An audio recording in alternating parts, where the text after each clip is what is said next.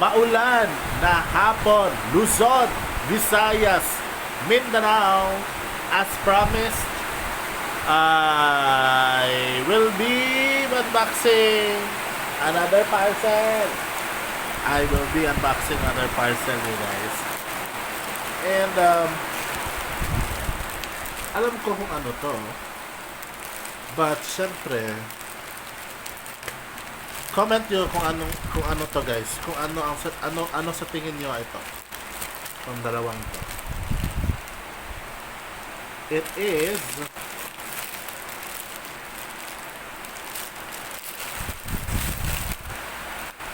extension cords. Ayan, oh.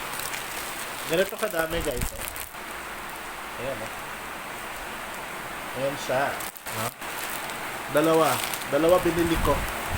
Nag-hoard ako dahil baka kailangan ko to sa mga susunod na araw. So ayan, dalawa na yung binili ko. And so yun lang naman for today. Ito lang talaga siya. Dalawa yung binili ko.